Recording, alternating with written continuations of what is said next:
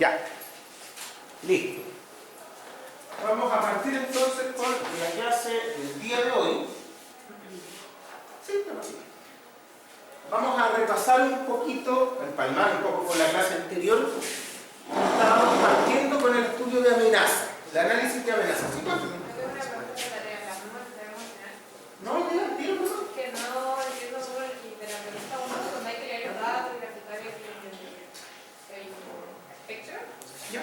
No sé, no entiendo los datos. Que tampoco entiendo cómo sacar el SRSS y el GeoMIN. Ya. ¿Y los demás entienden? Nadie entiende. Oye, está mala la educación en Chile. Ya, a ver. Los datos, ¿cierto?, están en un archivo que tiene muchos archivos. Esos archivos son registros. Los registros en general tienen 3 direcciones. ¿Ya? Los registros que les di son registros especialmente seleccionados, son registros importantes, pero eso no les debe importar. Lo que sí es relevante es que están en un formato normal. ¿Ya? Así normalmente vienen los registros. Tienen que abrirlo, ver qué contenido tienen. Y aquí lo que nos va a interesar es el registro de aceleraciones en las 2 direcciones horizontales. La vertical se descarta. No la necesitamos para este caso. ¿Cuál es el problema que normalmente hay cuando uno mira registros, ¿cierto? Aquí, hacer el espectro de un registro, eso es fácil, ¿cierto? Ustedes lo tienen de los programas anteriores. El problema se genera cuando yo me doy cuenta que para la dirección horizontal necesito un espectro. Pero tengo 2 direcciones. ¿Cómo hago un espectro si tengo 2 componentes? ¿Ya? Y para eso hay un montón de técnicas. ¿Ya? Una, la más rudimentaria, es tomar los 2 espectros de las 2 direcciones y decir que el representativo es el RSS de ambos espectros. O sea, cada ordenada, para cada periodo, uno saca la raíz de la suma de los cuadrados. Y dice, ese es el representativo. Otra forma, que actualmente se considera mejor, pero que se usa menos en las normas, es tomar esas mismas 2 componentes y usar la media geométrica, ¿ya? Que es el GeoMIN. Ahora, evidentemente lo que sale de combinar las direcciones horizontales con uno o con otro no es lo mismo, salen distintas cosas. Entonces, en la tarea la idea es que ustedes vean cuál es la diferencia entre esas 2 cosas. ¿Ya? Eso es. ¿Ahí sí? Sí. ¿Qué más? ¿Alguna otra duda? O sea, que no sabía si había que tomar el X y el Z. No, el Z en general lo despreciamos. Es raro tener que incorporar el Z. Pero sí es un tema, las 2 componentes horizontales. Son un problema porque todavía no está muy claro. Como les digo yo, estas son 2 formas. El GeoMIN y el SRSS, y es lo que los códigos normalmente dirigen. Pero hoy día, ¿cierto?, se entiende harto más el uso del ROT 50, por ejemplo. O cuando yo estudiaba hace unos años, estábamos usando el Maximum Direction, que es una cosa bien jodida, pero parece que tiene harto interés. Y es que básicamente uno entiende que los 2 acelerogramas son uno solo. Simplemente uno es la proyección en una dirección y el otro es la proyección en otra. Entonces lo que hace el Maximum Direction es ir componiendo el acelerograma punto a punto y calcular el espectro en una dirección resultante. O sea, dice, voy a hacerlo para que se entienda simple, ¿cierto? Dice, tengo una dirección hacia allá y otra dirección acá. Entonces dice, voy a calcular el espectro en esa dirección. Entonces dirá, bueno, el vertical me contribuye con eso y el horizontal me contribuye con eso. Entonces da una aceleración de este tipo.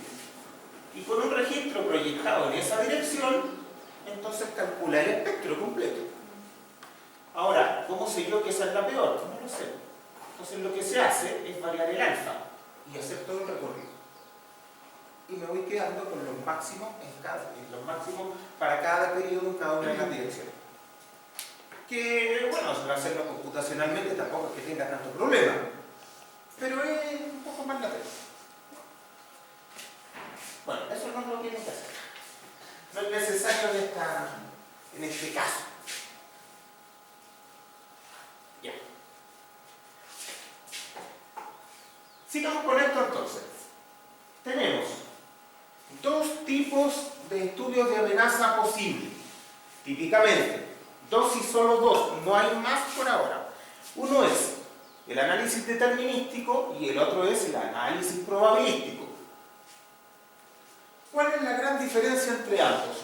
Que el análisis determinístico se basa en elegir un escenario de cálculo. Tengo que darme el escenario por fuerza. Y eso de darme el escenario es un poco complejo. A veces se puede, pero en general terminamos con esto que le llamamos el juicio experto. Y vaya a saber uno bien.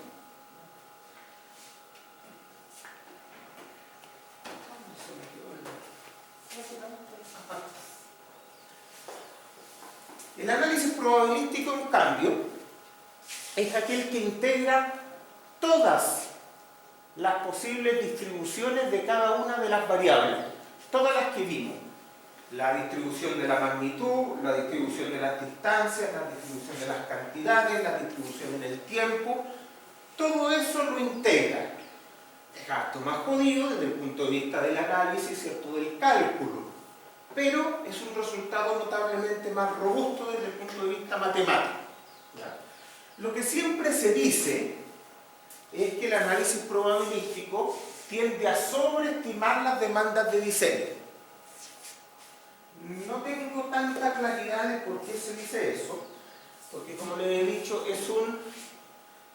todas las leyes de atenuación, ¿cierto?, los Brown Motion Model, tienen una metodología atrás, tienen una dispersión, y por lo tanto yo sé perfectamente qué es lo que estoy obteniendo, qué nivel de confianza tiene. Aún así, es común todavía que un análisis probabilístico se trunque con un análisis determinístico. Ahora, yo tengo que tener mucho cuidado con qué análisis determinístico voy a truncar un probabilístico que sí tiene representación física y numérica. ¿Ya? Porque al truncarlo le estoy quitando confiabilidad y ese es un problema grande. De alguna manera estoy matando todo lo bueno que hice. Bueno, el árbol lógico. ¿Cuál es el concepto del árbol lógico? Y con esto quedamos en la clase pasada, ¿cierto? Se trata de que yo no necesito elegir un camino para cada cosa. Puedo elegir muchos. Por ejemplo, en las fuentes, ¿cierto?, en la geometría de la fuente. Yo les contaba que aquí tenemos distintas geometrías para la fuente de sucursión del Pacífico. Tenemos una que se llama SLAP 2, que es la geometría más actualizada. Y hay otras geometrías más, la verdad es que se parecen mucho y no parecieran influir en los datos finales que uno tiene. Pero uno puede usar esas distintas geometrías de la falla. Donde sí hay diferencias, y esto sí es importante y vale la pena mirarlo, es la elección de las leyes de atenuación. Ahí hay diferencias grandes. Entonces, conviene aquí hacer un estudio de cuáles son las leyes aplicables, después dentro de las aplicables, cuáles voy a usar, cuáles no voy a usar, y de las que voy a usar, cuál tiene más confianza que otra. Lo que no se usa comúnmente es usar una sola ley de atenuación. Ya eso es muy poco. Cálculo de la amenaza probabilística. Básicamente lo que nosotros buscamos cuando hacemos amenaza probabilística es la tasa anual de excedencia, ¿cierto? Resolvemos el problema, ¿cierto?, dice ese, que es la tasa anual de excedencia de una magnitud sujeto a una magnitud mínima. Y resolvemos todo ese chorizo. Resolverlo numéricamente no es tan complejo. ¿Ya? Pero este es el concepto. ¿A qué me conduce esto? Me conduce a curvas de la tasa anual versus un tiempo, una variable, una medida de intensidad, alguna cosa. Con esas distintas curvas, yo voy a ir construyendo en este caso el espectro. No me conduce directamente al espectro. ¿Bien? El determinístico sí, porque va a dar ley de atenuación, básicamente. ¿Ya? Pero esto no me conduce directamente al espectro. Eso hay que entender. Ahora, cuando uno trabaja con análisis probabilístico, comúnmente no necesita solo un espectro, sino que aprovecha y saca más. Normalmente, ¿cierto? Acá en Chile nosotros trabajamos con un nivel de diseño que es un periodo de retorno medio de 475 años. Eso es nuestro espectro de diseño. Y para eso le pedimos, en el caso de 2369, continuidad de operación, que vaya a saber qué es eso, porque es una cosa media tibia, no muy clara, no un número. Y en el caso de 433 le pedimos life safety, que eso sí es un número, pero es menos exigente en teoría que la continuidad de operación. Ahora, siempre se nos dice que al cumplir ese nivel, implícitamente yo cumplo otros niveles. ¿Ya? Este lo vamos a ver más adelante, pero de una forma más internacional, yo debería tener 3 niveles al menos. Tener un sismo operativo, tener un sismo de diseño y tener un sismo máximo. ¿Ya? Podemos discutir qué son cada uno de estos, pero son diferentes niveles de exigencia. Por ejemplo, típicamente el nivel de diseño es el que tiene un periodo de retorno de 475 años. Internacionalmente, un terremoto máximo es el que tiene 2475, son 7. Ya. Ahí. 2475 años de periodo de retorno, pero en Chile estamos usando como máximo 975. Ya. Este está siendo actualmente el máximo chileno.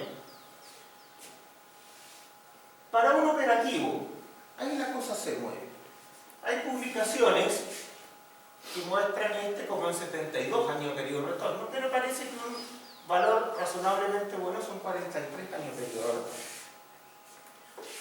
Independiente de estos niveles, que estos son los que los periodos de retorno definen el nivel de exigencia, pero independiente de eso, lo importante es qué es lo que pido para cada uno de esos niveles. Eso es muy importante. ¿Qué le voy a pedir a las estructuras para esos niveles? Entonces, el operativo es súper intuitivo. ¿Qué es lo que le pido? Normalmente le pido daño nulo, sin salida del rango elástico, porque es operativo. Entonces es muy claro lo que estoy pidiendo. Para el máximo, lo que pido es que no haya colapso. Nada más. La cosa puede quedar muy dañada, puede quedar para demolerla después, no reparable, pero que no colapse. Normalmente eso es más o menos lo que nos pide. Y aquí estamos en un intermedio de lo que llamamos daño controlado, o reparación rápida, ¿cierto? Que es más o menos lo que piden nuestras normas, pero que no está muy bien. ¿Cuál es el problema de nuestras normas? Que dicen, usted diseñe para un solo sismo, y los requisitos de mi norma, implícitamente, si usted diseña bien para ese, implícitamente le cubren esto y le cubren eso. No necesita verificarlo por separado. Ese es el discurso. ¿Pero qué creen? No funciona. No es así. ¿Ya? Normalmente está muy superado, ¿ya? Pero el operativo no necesariamente se cubre con daño cero. Y ahí hay que discutir mucho qué es operativo o no. Podemos cambiar ese periodo de retorno, pero lo importante es lo que se le pide. En proyectos importantes se hacen estudios no solo para el diseño, sino para otros niveles. Personalmente, creo que el más importante de todos es el operativo, porque es el que tiende a no cumplirse y es el que más me importa. ¿Ya? Porque tiene una connotación de un terremoto con una alta probabilidad de venir durante la vida útil de la estructura. La vida útil estándar de una estructura son 50 años. Por lo tanto, un periodo de retorno cercano a la vida útil significa que hay una muy buena probabilidad de que ese evento sí venga. Ustedes se dan cuenta que la probabilidad de que venga de 475 años en 50 años es más baja. Puede venir, pero no baja. Entonces, ojo con este tipo de cosas. ¿Ya? Cuando uno hace un análisis probabilístico, perfectamente puede obtener todo esto, porque ustedes saben que a través del periodo de Poisson del modelo temporal de Poisson, los periodos de retorno son equivalentes a decir una probabilidad de excedencia en una ventana de tiempo. Por lo tanto, esto se relaciona directamente con los lambda. Entonces, simplemente cambiando el lambda, yo voy a poder obtener distintas demandas de diseño. Desde ese punto de vista es fácil. Con el determinístico no es así, porque el determinístico lo que me dice es cuál es el nivel de confianza que tiene el evento, pero no me da un periodo de retorno nunca. El determinístico no tiene asociado un periodo de retorno. Y eso es complicado. Bueno, básicamente esta cuestión nadie la integra, sino que se resuelve numéricamente, ¿cierto? Ahí está, transformamos las integrales en sumatoria y como yo les decía, esta cuestión se puede resolver hasta en Excel, pero no lo hagan. Porque no, es aburrido. Aplicación a una fuente lineal. Tratemos de entender en conjunto esta cosa. A ver, ¿a qué llegamos? Dice, se busca un parámetro específico que tenga una probabilidad de excedencia específica en un periodo de tiempo específico. Claro, eso no me gusta. Considerando todas las fuentes sismogénicas, relaciones magnitud-distancia, por ejemplo, PGA. Ya. El número de eventos en un año con una medida de intensidad mayor a un límite considerado en una fuente sismogénica es eso. La tasa de retorno. La tasa de retorno anual, esta es la tasa de retorno para la magnitud mínima y esta es la probabilidad de que ese sea mayor que ese. Ya. Como que vimos esta ecuación. En algún lado salieron la clase pasada. Y podría ser diferentes indicadores. Por ejemplo, el PGA, 03G, LSA para un periodo terminado. En general nosotros vamos a andar buscando, en la vida real, ¿cierto? Vamos a andar buscando LSA. Eso. Para un periodo dado. Como ya deben haber revisado todas las leyes de estimación que yo les dejé en la clase pasada, se deben haber dado cuenta que el SSUA está calibrado con una tabla llena de constantes. Entonces, la forma de la ecuación en general y todas las constantes que aparecen dependen del periodo en el que yo estoy trabajando. Entonces, básicamente yo puedo tener todo el espectro. Yo les comentaba que antiguamente las leyes de detonación se venían solo para el PGA. Y a partir del PGA uno inventaba todo lo que necesitaba. ¿Ya? Pero hoy día se reconoce que el PGA no es una buena estimación de la amenaza sísmica en un lugar. Por lo tanto, hacemos el espectro entero. De hecho, más adelante lo vamos a ver, pero puntos más específicos, puntos que podrían representar algo, realmente son el periodo 0,2 y el periodo 1 segundo. Cuando yo anclo mis formas espectrales a las coordenadas que aparecen en esos periodos, la cosa funciona relativamente bien y así lo hacen los gringos. Ellos solamente a partir de los valores 0,2 segundos y 1 segundo toman todo el espectro, porque tienen una forma predefinida. Bien, si se consideran varias fuentes, ¿qué sale de esto? Bueno, sale que la tasa de ocurrencia va a ser la sumatoria para cada una de las fuentes. Eso es bien intuitivo. Parece que es lo único. La probabilidad de excedencia de este mayor que ese en un intervalo de tiempo t es tal, modelo temporal de Poisson. Eso también lo conozco. Entonces, ¿qué es lo que me falta? Eso de ahí. ¿Cómo calculo la probabilidad de que I sea mayor que I chico? Y aquí es donde la gente se complica mucho, pero tenemos una solución. Dice, podemos asumir que es una probabilidad condicional que depende solo de la magnitud y la distancia. Eso es lo que dijo Cornell.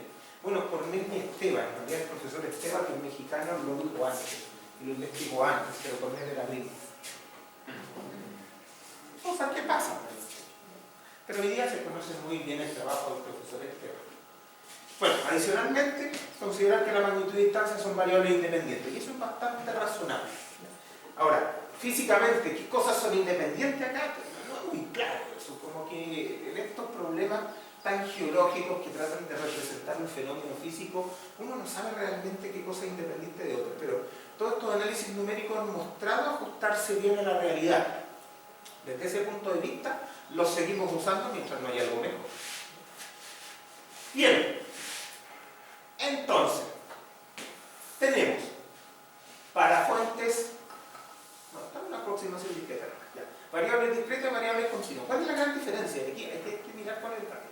Si se fijan, aquí tengo la integración de m y aquí tengo la distribución de la magnitud, la distribución de la distancia, multiplicado por sus distintos diferenciales. Entonces, básicamente aquí tengo un rango de magnitudes con un rango de distancias. ¿Qué es lo que hago acá arriba?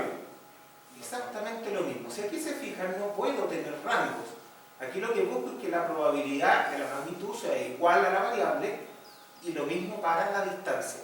Por eso que aquí empieza a tener sentido lo que yo les hablaba del histograma. Vamos a discretizar todo eso. Entonces, cuando hablamos de la magnitud de la función de densidad de la distancia, no necesariamente necesito cuadrar una ecuación en los modelos numéricos que yo les mostré. Basta trabajar con los mismos intervalos donde yo sí calculé esto.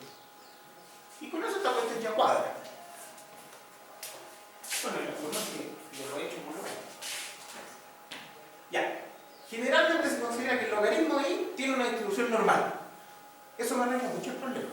¿Se acuerdan que yo les dije que en las leyes de esta que tenemos, en los Gauss-Motion Model, siempre se está asumiendo, y esto funciona, ¿cierto?, que i tiene distribución log normal. Por eso que casi siempre la ley de atenuación tiene esta forma, que el logaritmo de i es un chorizo de cosas. ¿Eso qué gracia tiene? Que cuando yo sé que la variable, o el logaritmo de la variable, distribuye normal, puedo tener esta distribución como conocida. ¿Cuál es la gracia? Que la distribución normal la tiene hasta el Excel. Entonces pongo distribución normal, pongo un parámetro y me da lo que ando buscando. La probabilidad acumulada, la densidad de probabilidad, cualquier cosa me lo da. Entonces es una forma muy fácil de resolver esto. Ahora, ¿qué se está proponiendo acá? Y esto ojalá que lo entiendan y me sigan, pero no se lo voy a preguntar en la prueba. ¿Ya? Lo que quiero es que vean más o menos para qué sirve esto y cómo se hace a un nivel relativamente serio, que no lo van a tener que hacer ustedes. Solo quiero que traten de entenderlo. ¿Qué pasa? Lo que se propone aquí es un cambio de variable, cambiar la i por una z. ¿Por qué? Porque cuando tengo la distribución normal estándar, con media 0 y desviación estándar 1, la puedo meter en cualquier software de una manera aún más fácil. Es todo lo que se busca. Entonces dice, ¿cómo transformo la distribución del logaritmo de i, que tiene una media cualquiera y un sigma cualquiera, en una distribución normal estándar, basado en la variable z? Fácil. Por definición, tomo el logaritmo de i, que es la variable, menos la media, o la esperanza del logaritmo de i, que en este caso es la misma cuestión, dividido por la desviación estándar, y eso es el cambio de variable que podemos usar. Pensamos que esta cuestión la podemos meter en Excel. Entonces, básicamente, esto me conduce, ¿cierto?, porque aquí está el equivalente, a que la probabilidad de que el i grande sea mayor que el i chico es exactamente lo mismo que decir que el z grande sea mayor que el z chico. Eso es todo lo que estoy buscando, porque esa medida es muy fácil de calcular y para esta no es que sea difícil, pero necesito más números. Eso es todo lo que se hace acá. Bueno, si aplico esto a la fuente lineal, que ya teníamos la ecuación en la clase pasada, me sale esto. ¿Cierto? Aquí simplemente se reemplazan las cosas, no se hizo nada. Y salió este chorizo raro. Yo tenga la forma que quiera tener. Está lo mismo, lo importante es que existe. Esto no lo resuelve uno, lo resuelve un software. Así que está lo mismo. Lo importante es que puedo tener eso. Entonces, la fuente lineal tenía, ¿qué características? Tenía una R1, una R2 y una R máxima. No. A ver, no, está mal. A ver, 15. Incluyendo la distribución de probabilidades de la distancia de fuente sitio, considerando una fuente sismogénica lineal con, R1, R2 igual a R máximo, es simétrica. Eso, una fuente simétrica respecto al punto. Y la distribución de probabilidades de ocurrencia, me sale esta cuestión. Claro, el R1, R2 igual al R máximo es que el punto lo tengo al medio. ¿cierto? Nosotros resolvimos con una fuente lineal y con un punto en cualquier lado. Ahora el punto está aquí. Está afuera. Eso es lo que dice. Esto es solamente, insisto, para que veamos que esto tiene solución. Bueno, en este caso tiene solución porque es una fuente lineal. En todos los otros casos esta cuestión no tiene cómo. Igual esto se resuelve de manera numérica y nunca de esta manera analítica que estoy presentando acá. Esto no lo hace nadie. ¿Ya? Esto es solo para que ustedes alguna vez lo vean en su vida. Bueno, tengo el cambio de variable ahí, no voy a meter mucho con eso. Y ahora vamos a hacer un ejercicio. A ver qué pasa. ¿Ya? Tratemos de entender esta cuestión juntos. Datos, dice, oeste de Estados Unidos. ¿Por qué? Porque de ahí me robé el ejercicio. Y no lo voy a hacer yo, es muy difícil. Ya. Mínima distancia desde el sitio a la proyección superficial de la falla 1 y 2. Ah, son dos fallas. 10 kilómetros a una, 20 kilómetros a la otra. Máxima distancia, 18 y 31 respectivamente. Ya, ok. Tengo dos fallas superficiales, ¿cierto? Un sitio y esas son las distancias. Parece que todo lo que necesito es la falla. Como geometría. Ahí está. Largo estimado de la falla. 30 kilómetros en la 1, 65 kilómetros en la 2. Ok. Máxima magnitud de los terremotos. 7.5 para la 1, 8.5 para la 2. Ya, me arreglaron entonces la magnitud máxima, las fallas son lineales, son superficiales. Creo que tengo todo de las fallas. Puedo calcular mi modelo Gutenberg-Richter, de hecho ya no tengo para qué calcularlo. Constante Gutenberg-Richter, ahí está. Ni siquiera hay que hacer el Gutenberg-Richter. Tengo el A y el B, y también tengo el alfa y el beta, así que lo quisiera. Para la falla 1 y para la falla 2. Vamos, perfecto. Considerar magnitud mínima de 5 en ambas fallas. Tengo el MC. O sea, básicamente tengo todo. Tengo que meter estas cuestiones a las ecuaciones y integrar. Y nada. Pero démosle una miradita. Velocidad de onda de corte del depósito de suelo, 1396, súper alta, y la distancia mínima corresponde a los centros geodésicos. Súper bien. ¿A qué me puede servir el dato de la velocidad de onda de corte?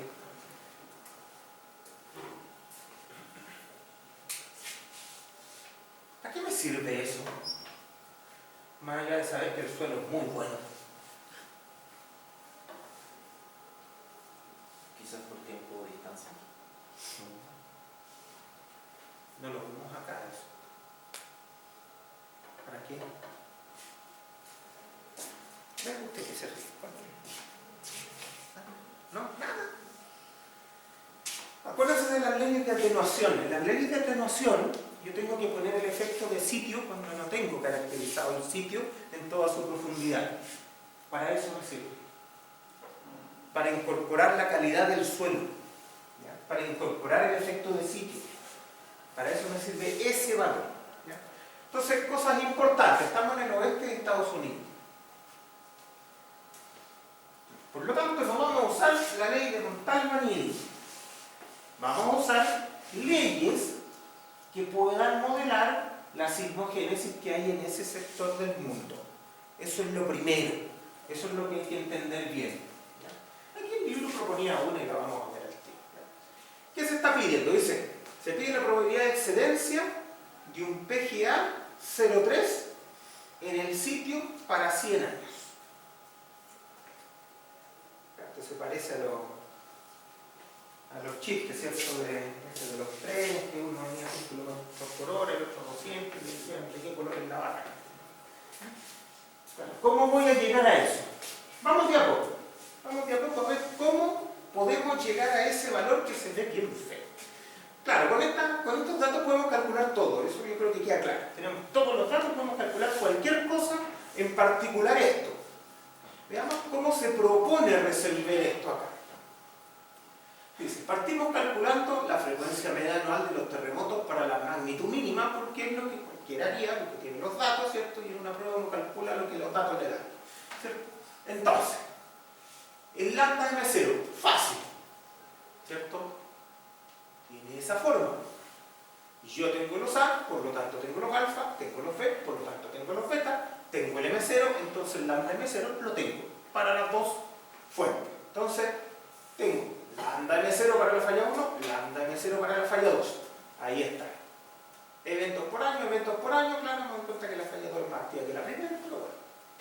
A este momento no me dice nada. Ahí está. ¿Qué otra cosa podemos hacer? Vean, dice, se puede proceder a desarrollar una ecuación expresada en la variable z. Ah, claro. De manera que pueda después usar la distribución normal estándar. Explícitamente en términos de magnitud y distancia, claro, para esto, y debido a la ubicación, se elige una ley de atenuación de Bohr, Joyner y Fugal para el PGA y considerando suelos de ese tipo. Claro, esta ley de estos caballeros es aplicable en esa sismogénesis, en esos lugares, y lo que yo ando buscando es el PGA, y esa ley propone solución para PGA, por lo tanto me sirve. A lo mejor si necesitara predecir otro tipo de valor que esa ley no me da, pues tengo que botarle el buscar otro. Bien, consideramos ese tipo de suelo. Es un suelo bueno, eso es roca, por lo tanto no tiene ningún tipo de implicancia mayor. Cuando los suelos son malos, esta cosa empieza a tiritar un poco. ¿Qué es un suelo malo? Un suelo malo así con ganas de esos perversos. ¿Cuál es el nombre? Lo que licúan, ¿no? Los que licúan. No. Pero eso no es suelo, eso es piscina. Esas son las termas de barro. Claro. Un suelo malo donde uno pondría algo arriba. ¿No? Pero un BS 30, más o menos. Un 180 es malo. Muy malo. Un 350 es un poquito mejor, que son los límites que están en la norma, ¿cierto?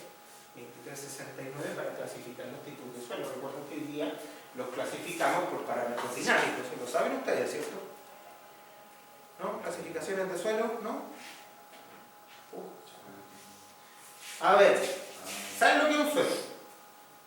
¿Sí? Ya, partimos bien. Ya. Bueno, el problema es que para el terremoto del 2010, ¿cierto? Donde ustedes quieran saber el 2010. Para el terremoto del 2010, donde ustedes estaban muy chicos, las normas clasificaban los suelos con números romanos. 1, 2, 3, 4 romanos.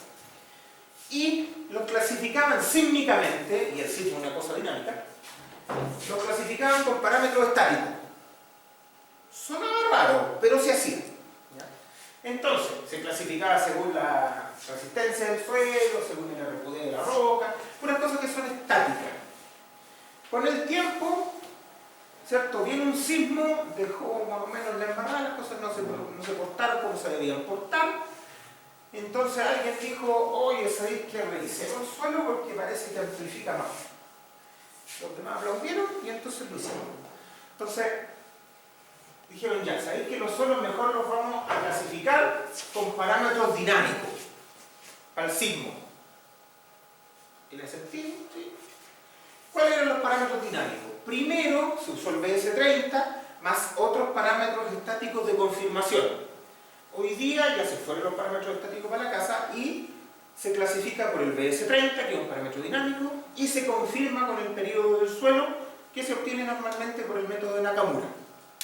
Entonces, hoy día tenemos suelos que ya no son 1, 2, 3, 4. Tenemos suelos A, B, C, D, E, por letra. ¿Cuál era la idea? Que el suelo 1 se pareciera al nuevo A, que el suelo 2 se pareciera al nuevo B. El suelo 3 era muy grande, era una banda muy grande, todas las cuestiones eran 3 básicamente. Entonces ese se partió y que dio origen al C y al D. Y el suelo 4, que era malo, tenía que parecerse al E. Y después venían todas las cuestiones, ¿cierto? En el F venían todas esas cosas que pueden licuar, que son suelos orgánicos y cuestiones que uno no debería ir a ponerse. ¿Cuál es el problema de eso? Que a poco andar nos empezamos a dar cuenta que entre los deseos y la realidad hay una diferencia. Había suelos que se autopercibían como B, pero eran D. Entonces, me decía, ¿y qué hago acá? Claro, porque había unos que eran 1 y pasaron a perfecto. Pero personalmente me ha tocado, solo que tipo 2, solo muy buenos, que pasaron a ser D. Incluso algunos pasaron a ser E, que son suelos realmente malos. Pero bueno, ese cambio tiene que ver con las propiedades dinámicas y de amplificación que puede tener un sitio. Y entonces está bien, pero eso nos ha causado problemas grandes. Por ejemplo, en la 2369, que esta es una diferencia con la 433, los suelos A, B y C tienen espectro para diseñar. Pero el espectro D, a pesar de que el espectro que hay en la 2369 es bastante bueno, bastante conservador quizás, se entiende que los suelos D son suelos malos, que pueden entregar una dispersión más grande que la que uno está viendo con la propuesta de la norma. Entonces, para suelos D se pide que se haga un estudio de amenaza con efecto de sitio. Para suelos E ni siquiera se entrega para nada. Para suelos E directamente quiere hacer un estudio de amenaza con efecto de sitio. Claro, y eso nos ha llevado a tener algunos problemas, como les digo, con este asunto del cambio de suelo. Porque hay proyectos que estaban en suelos que tradicionalmente eran buenos y hoy día pasan a ser suelos malos. Y claro, ¿qué pasa con todo el resto de cosas que está construida ahí? En principio los códigos no tienen por qué hacerse cargo de eso, pero políticamente hay algunas decisiones que tomar al respecto. Entonces, ojo, ¿cuáles son más o menos los límites importantes? De 900 para arriba hay un suelo básicamente rocoso o algo muy equivalente, un suelo muy competente, muy duro que no nos va a molestar. De ahí empezamos a bajar, pero suelos realmente malos son del orden de los 180, de ahí para abajo estamos sonados. Y mientras más baja la velocidad de onda de corte, más blandito el suelo, más amplificación superficial tiene y menos válidos son los estudios de amenaza con efecto de sitio a través de las leyes de atenuación. Entonces, claro, si uno dijera, mira, ¿sabéis qué? El efecto de sitio para un suelo B lo voy a tomar a través de la ley de atenuación. No, todavía razonable porque es un suelo bueno. Para un suelo C, ya, puede ser. Para un suelo D como que duele más. A veces lo tenemos que hacer porque no tenemos una mecánica de suelo que nos caracterice todo el depósito de suelo y todas las capas hasta la roca. Porque eso es caro. Entonces normalmente no es caro. Pero, les insisto, mientras más malo sea el suelo, más cosas raras pueden empezar a aparecer y tomar la caracterización o el efecto local de sitio a través del parámetro BS30 en la ley de atenuación solamente empieza a ser más discutible. ¿Ya? A veces no hay de otra, pero empieza a ser más discutible. Bueno, aquí tenemos un suelo bueno, así que podemos seguir confiando. Entonces, ¿qué hacemos? Fácil. Esta es la ley de atenuación de estos caballos. Dicen que la media del logaritmo del PGA se calcula así. Excelente. Magnitud, distancia. Probablemente aquí ya está metido el parámetro del suelo, ¿cierto? Y dice que la desviación estándar del logaritmo de A es esa. No depende de la magnitud ni la distancia. Entonces, tengo la media, tengo la desviación, por lo tanto puedo evaluar el Z sin ningún problema. ¿Cómo lo evalúo? Así. Entonces Z es esa cuestión que tengo. ¿Cierto? Ahí está la variable, menos la media, dividido en la desviación estándar y está. Se ve feo, pero en realidad no tiene mucho problema tampoco.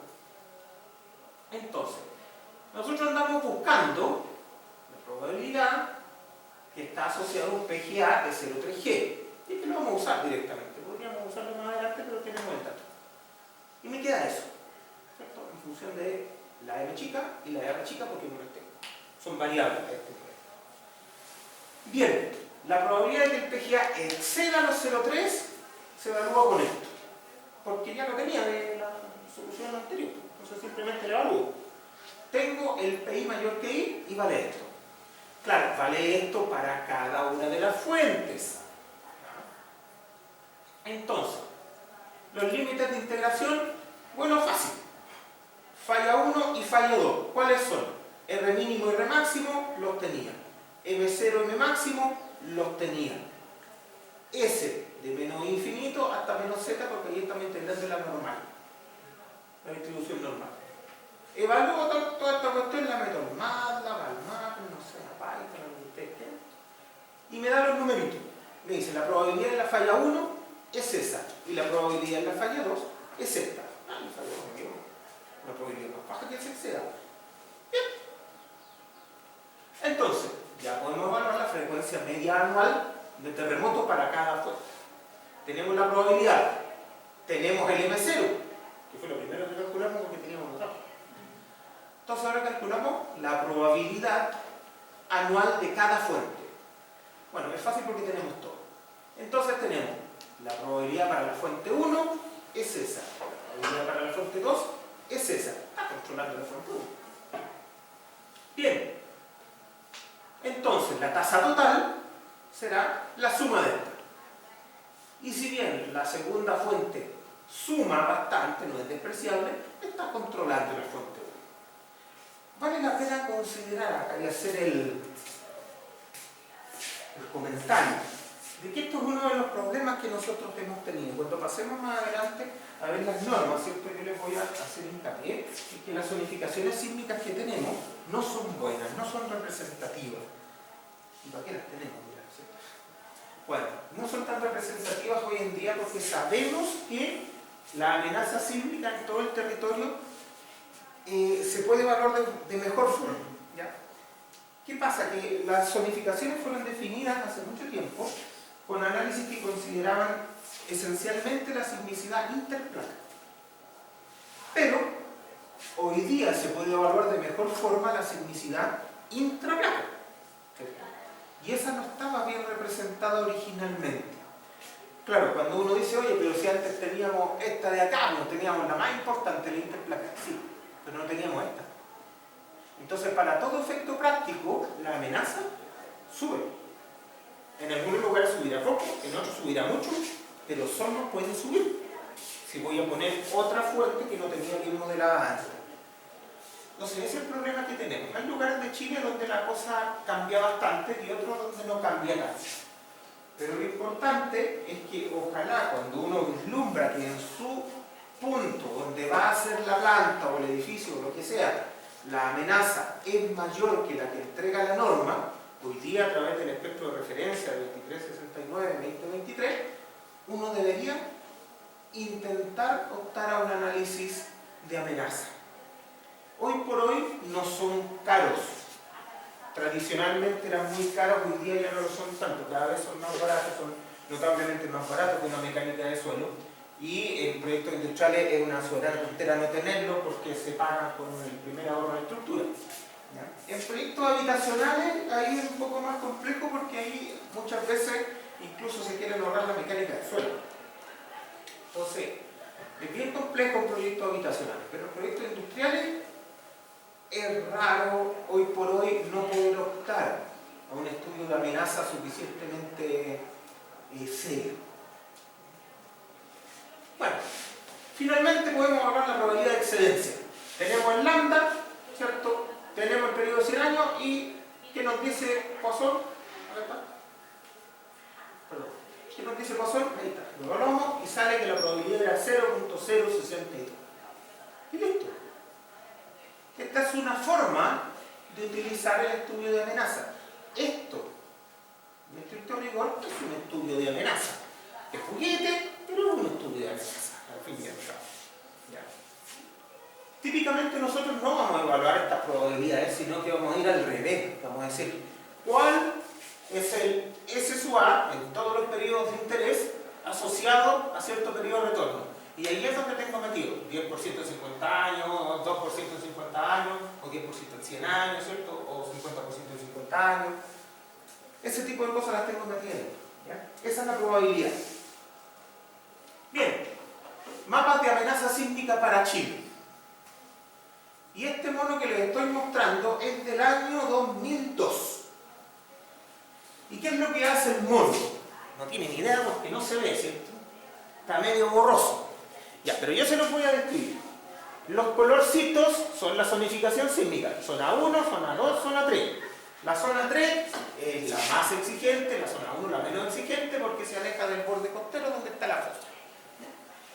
Y las rayitas son curvas de isoaceleración, que independiente de la aceleración que vayan a representar, deberían, uno esperaría, estar en consistencia total con la zonificación sísmica.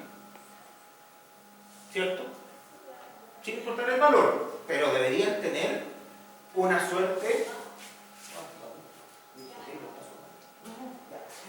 Entonces, deberían tener una consistencia con la zonificación sísmica, pero no tiene ninguna.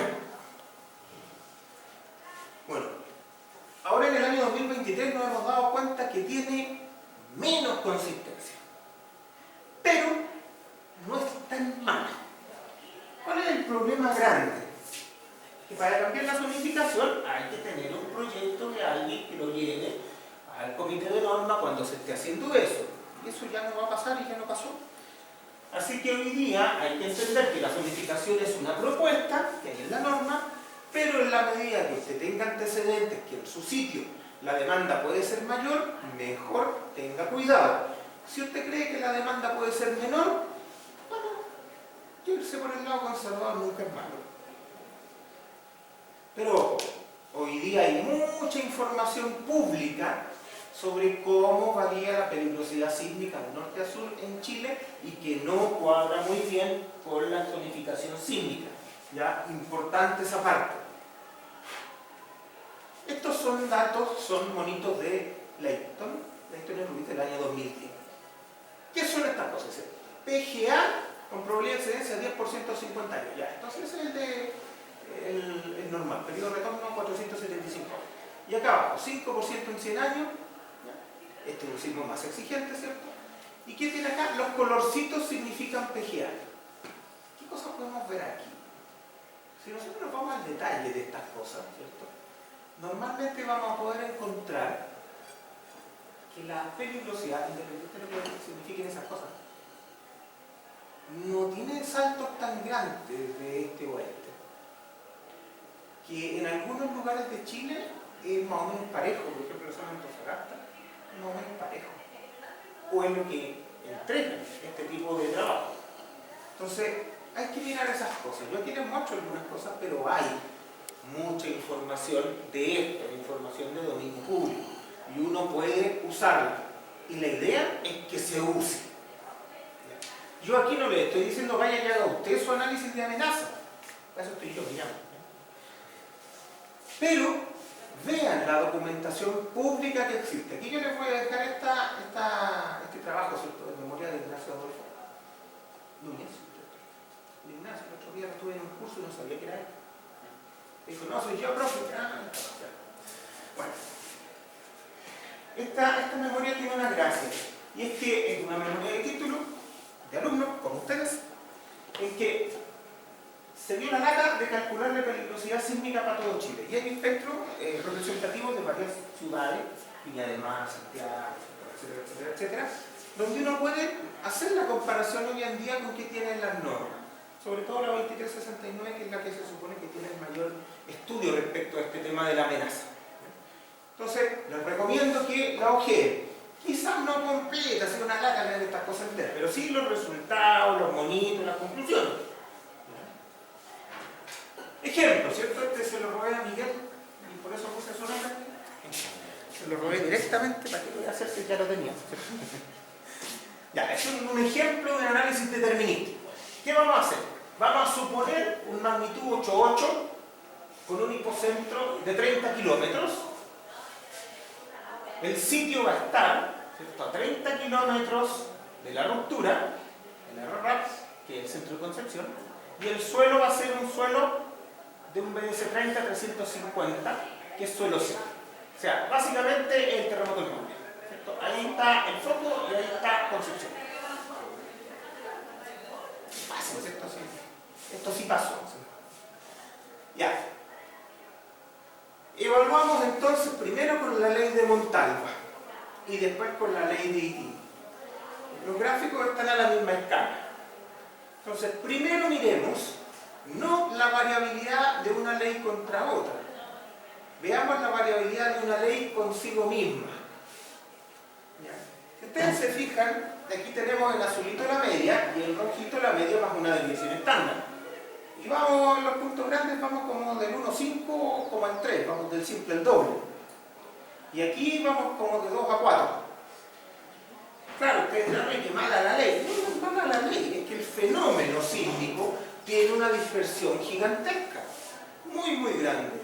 Por lo tanto, esto es más o menos lo que sale, ¿cierto? Cuando yo les digo la media, y para eso se están equivocando el 50% de las veces, tienen toda esta banda de posibles equivocaciones. Ahora, claro, trabajar con una desviación estándar de estar al 84% tampoco me garantiza que nunca me voy a pasar. Hay gente que para otros fenómenos usa dos desviaciones estándar, ¿cierto? En este caso no, pero para otros sí. Entonces tenemos aquí leyes que tienen una dispersión muy muy grande y eso no hace que estén malas. Recuerden que estas dos que están elegidas acá son las únicas publicadas y reconocidas internacionalmente. Entonces podemos asumir, efectos de nosotros que no somos expertos, que están buenas. Ahora, el problema es, ¿cuál dijo? ¿Cuál está mejor que la otra? Yo no lo sé. Entonces, si las ponemos juntas, ¿cierto? Vamos a tener algo como esto, ¿cierto? Acá en este gráfico tenemos la media de ambas. Entonces, ¿qué podría usar yo como representativo de este evento? Alguien dirá, ah, no es fácil, me voy a poner por 20. Y mezclo todo. Puede ser, es una opción, ¿cierto? En ingeniería uno lo que busca es estar suficientemente cubierto para estas cosas. Por lo tanto, no es malo. Ahora, algo un poquito más formal sería decir, voy a usar un árbol lógico que tenga una ponderación con pesos del 50% en cada ley. ¿Qué significa con la prueba promedial? Porque no sé nada más, tú. Y eso es bueno, eso es razonable. O alguien podrá decir, mire, pensar que en la zona de periodos cortos voy a usar más una, y en la zona de periodos más largos voy a usar más la otra, no sé. ¿Ya? Pero típicamente aquí, y por estos motivos, es que uno necesita el uso de árboles lógicos para estas cosas. Pero les hago notar, una ley con sí misma tiene mucha dispersión, y eso está bien. Y ojo que esto es para el mismo sitio, para el mismo suelo, para el mismo sitio. Igual. Un estudio probabilístico. Que aquí no vamos a hacer el desarrollo completo. Un estudio probabilístico. Cuando uno mete esta cosa al software, ¿qué le da el software? Aquí, por ejemplo, tenemos la variable de intensidad, lo que andamos buscando, el I mayúscula. En este caso el PGA. Y acá tenemos la tasa de excedencia anual. Eso tiene que decir, ¿cierto? Mean radio excedencia, sí, es lambda. Es lambda. Entonces, esto es lo que uno obtiene. Para cada variable de intensidad, uno obtiene esta curva. Eso es lo que sale de la integración y cuestiones que mucho más. Entonces, si yo quiero el espectro completo, pues tengo que hacer esta curva para el PGA, el S sub A, periodo 0,2, periodo 0,5, 1, etcétera, etcétera, etcétera. Para cada una de esas variables de intensidad, porque todas son variables de intensidad independientes, yo voy a tener que construir esta curva, o el software. Y después yo miro acá, por ejemplo, me voy a la tasa, no, primero acá, la tasa de excedencia, ya. Y entonces me interesa esa tasa, porque esa tasa es la que es equivalente al periodo de retorno de 475. Entonces voy acá, me paro ahí y leo. Y dice 0.001957, que se parece a ese, pero uno tiene que meterlo por eso, entonces no voy a chuntarlo. Entonces, y con eso sé que el PGA, para esa condición, es 0.67. Y así voy construyendo esta cosa. Tengo el PGA para la cosa. Entonces, a veces, ¿cierto?, hay algunos códigos, por ejemplo, el código norteamericano, que simplemente me dice usted calibre en 0,2 y calibre en 1. Y la forma del espectro está predefinida. Y entonces yo tengo que tener ese dato, y no importa dónde lo saque, pero si lo tengo, tengo todo el espectro. En Chile eso no se usa, eso no es así. Además que los espectros tipo Newmark son más norteamericanos. Aquí en la subducción del Pacífico casi siempre tenemos estos espectros que son rojitos, fíjense. Aquí los puntitos son los calculé yo. Y el rojito es ponerle a martillazo en la forma de la C7. Entonces, se fijan, esta cuestión anda por ahí. Ahora, digámoslo, usar el rojo está perfecto para efectos de diseño, ¿cierto? Está todo cubierto de buena forma. No es que algo malo vaya a pasar. Simplemente que la forma no se ajusta tanto. Y si el probabilístico es muy alto, ¿qué es lo que se dice típicamente? Se dice, hay dudas, no está claro, pero se dice. Dice, bueno, usar una amenaza probabilística limitada a amenaza determinística percentil 84. Claro que ese percentil 84 también está pensando en una cierta comparación con el probabilístico, que esto a veces no se dice, esto es una complicación bien grande, porque el determinístico percentil 84 de alguna manera tiene que relacionarse con el periodo de retorno de la amenaza probabilística que yo esté considerando. ¿Cierto? Por ejemplo, si tengo un OLE, a lo mejor el 84 es lo mejor, o a lo mejor tengo que meter la probabilidad de excedencia como una magnitud distancia. No sé, pero tiene que ser una cosa comparable. Y aquí en que el determinístico que estoy usando para truncar el probabilístico sea comparable, ese es el problema real. ¿Con qué estoy acotando el probabilístico? ¿Con algo que es representativo? ¿Con algo que es comparable? Eso es lo que no está claro. Y aquí tenemos un montón de diferencias.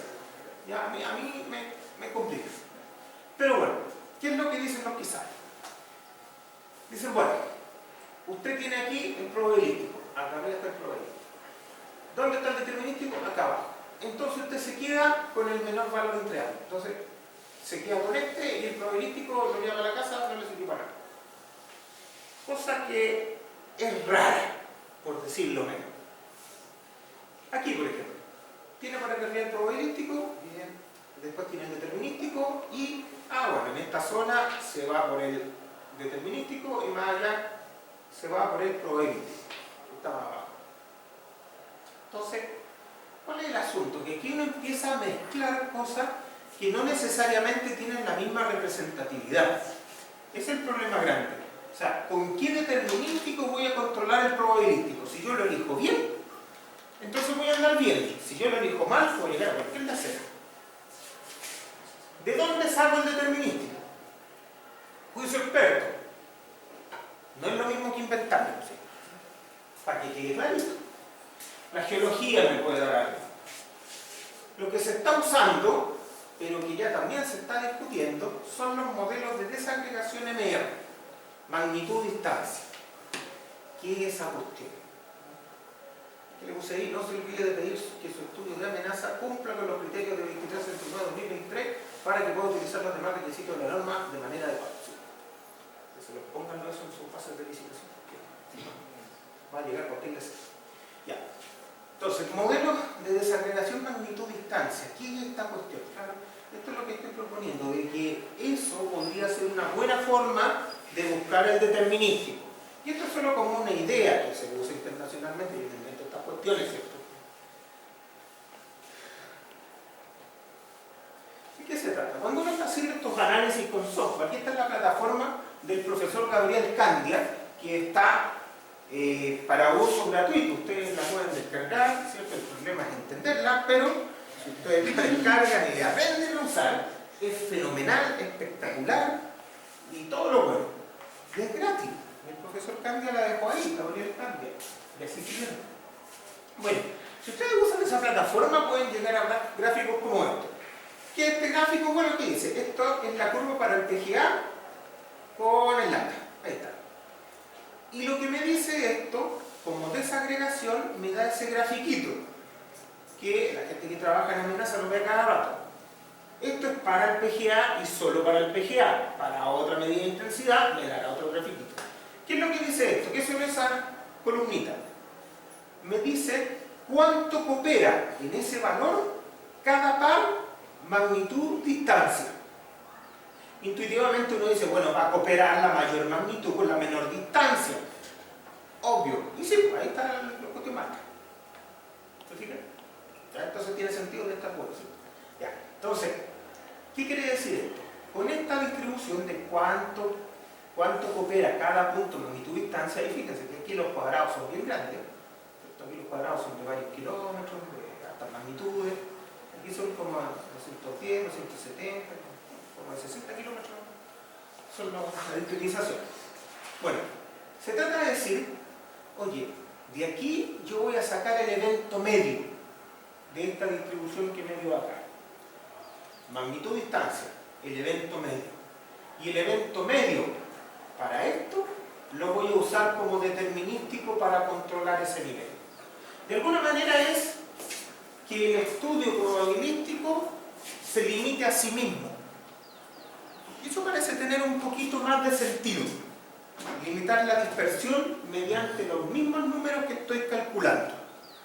Digo yo tiene sentido, pero yo no soy especialista en esta cuestión y los que saben dicen que esto también ya se está discutiendo un poco más y tiene olor a que va a cambiar. Pero como idea es harto mejor que inventar un signo, ¿no? ¿Cierto? Por lo menos aquí lo saco el uno. Bueno, esta cosa del análisis sísmico, del estudio de amenaza, es algo que uno puede estudiar y aprender. Normalmente no se enseña en las universidades ni en ninguna parte, así que cuesta aprenderlo. Pero si usted lo llega a aprender, va a tener el problema de cómo calibro mi software. ¿Cómo sé si mi software es bueno o malo? Yo puedo hacerme mi rutina de demanda, puedo comprar un software, hay software que son para eso, hay algunos que son gratis que son para eso. El problema grande es cómo sé si esta cuestión está buena, está mala, si lo estoy haciendo bien. Porque la cantidad de variables que necesito son grandes. Entonces hay algunas publicaciones que se dedican a eso. Aquí les dejé dos del PIR. Están en inglés, así que deben estar buenos. Entonces, esta dice, verificación para análisis probabilístico. Y acá, voy a tener verificación de código. Está en la misma. Entonces hay dos, ¿y de qué se trata? Que en estas cosas trae un montón de resultados de análisis probabilístico. La idea es que usted, en su software, con sus parámetros, llegue a esto mismo. Y si no llega, se asume que el que está mal es usted, porque estas cuestiones están validadas. ¿Ya? Ese es el objetivo que tiene esto. Bueno, desde ya les digo que para estudios de amenaza en otros países, como en Chile, pero otros países de allá del norte, piden ya software validado. O sea, le dicen, no, solo te acepto tal software y no otro. Que también puede tener sus cosas buenas y cosas malas. ¿Ya? Aquí en Chile, y esto solo para que lo tengan claro, yo no contrataría nunca estudios de amenaza de oficinas extranjeras. En Chile la cosa es un poco más compleja, no es meter los números al software, que es como normalmente lo hacen las empresas extranjeras, que son muy metódicas, muy correctas, pero muy cerradas también. Estos son los números, los meto acá y te entrego. Y la pregunta de, oye, ¿y la representatividad de esto? No, ahí no fue una respuesta, no hay respuesta. Entonces, conviene que para Chile, por lo menos, usted siempre elija un especialista, una oficina chilena, y son como 2 o 3 contados con los dedos de la mano. Entonces, tenga cuidado porque esto es un tema súper importante. Herramienta chilena. ¿Ya? Y con esto yo creo que para el curso. ¿Ya? ¿Qué es esto? El iTrend. O el iTrend, porque esto está en español y chileno. iTrend. Ya, esto es lo que me da, ¿cierto? Esto es una plataforma mágica. Esto me da espectros de amenaza aproximados para cada lugar. ¿Ya? Por ejemplo, ¿qué importa? ¿Se ve bien o qué? Yo creo que hay que bajar un poquito más esa cortina, ¿no? ¿Se puede? A ver si se ve mejor. No, se ve exactamente bien. Y esta cosa, parece que está acá. Mira, yo, bueno, ya. Bueno, vamos a ver si la tecnología nos acompaña. A ver, ya, nos acompaña, menos mal. No es común. Ya, entonces veamos, me voy a ir acá a Santiago, ¿cierto? Santiago.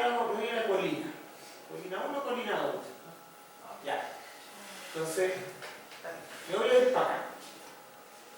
Voy a pedir entonces, voy a evaluar el PGA y puedo evaluar todo eso SA. ¿Te fijas? Puedo evaluar básicamente el espectro entero.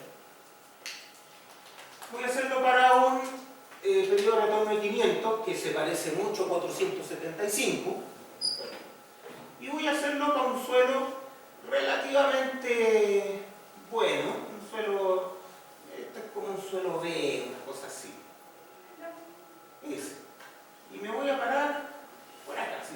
Total, esto, porque no son nada. Me dice que el PGA ahí es 0,62. Ya, nosotros tenemos que Santiago, de acuerdo a nuestras normas, es zona 2. Ya, pero aquí tenemos un PGA que está corregido también por el efecto de suelo. Zona 2, acuérdense que la sub 0 y la zona 2, 0,2. Ya, pero ese A sub 0 no es un PGA, es una aceleración efectiva. Y la aceleración efectiva tiende a ser del orden de 2/3 del PGA. O sea que el PGA esperado por ahí sería como 0,3. Pero aquí me sale 0,6. Bueno, yo le adelanto que no está mala la herramienta. Pero este tiene una gracia más grande. ¿Cierto? Que yo la meto acá y sale ver reporte. Y en el reporte yo me puedo encontrar con información mucho más completa. Independiente de que hay que leer todas estas cosas, y le dice que usó, que ley de atenuación, que estoy viendo, todas las cosas, pero nada de eso se puede cambiar. Entonces, me da este tipo de cosas y con esto yo digo, mira, fíjate, esta línea es el espectro de 500 años para la velocidad de onda de corte que yo supuse. ¿Qué me da acá? Fíjense, aquí están las curvas lambda versus SA. Y aquí dice, ¿para qué periodo? Es mágica esta cuestión. Y acá, por ejemplo, si yo quiero ver, voy a ver, ¿dónde me sirve esta cuestión? Me sirve aquí. Me sirve entre 0 y 3 segundos, ¿cierto? Y pongámoslo hasta 2G, no hasta 2G. El de 10.000 años no me interesa, el de 5.000 tampoco, el de 2.500 tampoco, 500 tampoco, no, el 1.000 no. El 250 y el 100 tampoco. Entre paréntesis, si ustedes quisieran un espectro para 150 años, ¿qué harían? Extrapolar, o sea, interpolar. Interpolación lineal, no, pues en total, es que está, no me doy la Excel y está. Si para esta precisión, ya, entonces aquí tengo un espectro que es un espectro de sitio para Santiago en un suelo relativamente bueno. ¿Cuál es la gracia de esto? Que esto yo lo puedo comparar directamente con el espectro de referencia de la 2369 y saber más o menos dónde ando. Desde ya, no pueden usar esto como reemplazo de un estudio de amenaza formal. Me tienen que pagar. Y yo lo voy a sacar de acá. No, tienen que usarlo como una referencia. ¿A qué me refiero? Que esta página es buenísima, es excelente, pero no es responsable de lo que usted pueda elegir o no elegir. No sé cuánto tiempo va a durar esta cuestión, es demasiado buena para que sea gratis. Entonces, bueno, está esto y esto sirve para evaluar estos espectros que son muy representativos de los espectros de referencia o de los espectros que pueden salir de un análisis de amenaza con efectos de sitio. Desde ese punto de vista, sirven para un inicio. O sea, si estamos hablando de una ingeniería conceptual, una ingeniería básica, en realidad yo los tomaría, los miraría, no con ingeniería de detalle, pero uno puede partir con esta buena idea. Pues vamos a la presentación, ¿cierto? Aquí hay un ejemplo real. Yo me metí al ITREN para un suelo tipo D, un suelo malo que había que hacer un análisis de amenaza. Bueno, aquí tengo un borde del suelo D, en el borde de velocidad de corte mejor, y aquí tengo uno en el borde de velocidad de corte más malo. O sea, el suelo D puede salir en esta banda, pensaba yo. Y después, ¿cierto?, contraté un estudio de amenaza, y el revisor era yo mismo. Ustedes saben que el revisor es el que corta la cola con un par de comas. Buen negocio. Bueno, entonces, ¿qué salió de acá? Fíjense. El azulito, el estudio de amenaza. Aquí hay una velocidad de corte de 279, ¿cierto? Por eso yo ahí sabía que andaba aquí más o menos en la banda. El que se propuso finalmente el rojo, ¿cierto? El rojo, ahí, para poner una ecuación razonable. Pero lo que quiero que ustedes vean es cómo anduvo el estudio experto con el I30. ¿Cuál es el que uno compararía primero? Compararía el cazuelo normal, ¿cierto? ¿Cómo andan los máximos? Poco menos de 1.5 y aquí andan 1.5. Por ahí no anda tan mal. Aquí en este otro suelo, poco más llegando al 1.5. Entonces a lo mejor me tengo que quedar con los máximos entre los dos para tener una buena idea. Y en un segundo, ¿cómo anda? Aquí como 0.5 y acá, no, mucho más real, acá como 0.8. Entonces, ¿cómo anduvo este? En un segundo, 0.5. Si se fijan, el estudio final se parece harto más a este que a este. Por lo tanto, si yo hubiera usado en principio, ¿cierto? Y eso, porque hice el envolvente de estos dos para tener una buena idea y empezar a trabajar, la verdad es que el estudio experto anduvo tremendamente cerca. Y no digo con eso que el estudio experto está bueno, lo que digo es que la propuesta generalista, simplista de esta herramienta fue tremendamente acertada contra esto, que es algo bastante importante. O sea, esto cuesta mucha plata y esto cuesta 5 minutos. Entonces, ojo, no se puede usar, pero me puede dar una muy buena idea de más o menos lo que yo tengo en un lugar. Entonces, les sugiero que mientras esto esté disponible, y si no está disponible, buscan otra cosa, que siempre traten de buscar cuáles son los espectros de amenaza con efecto de sitio que se pueden conseguir para su lugar de emplazamiento del proyecto versus el espectro de amenaza que da la norma. Ojo, espectro de amenaza, no espectro de diseño. En el caso 2369 está súper claro, el espectro de referencia es el espectro de amenaza, que después yo lo proceso y lo transformo en espectro de diseño. ¿Ya? Entonces, ojo, con esto ustedes pueden tener una muy buena idea de qué está pasando en su sitio y se independizan bastante del tema de la zonificación sísmica. No la necesitan realmente. Bueno, con eso terminamos esta cosa. ¿Consultas? ¿Está todo clarito? ¿Todo fácil? Ya, pues vamos al recreo entonces.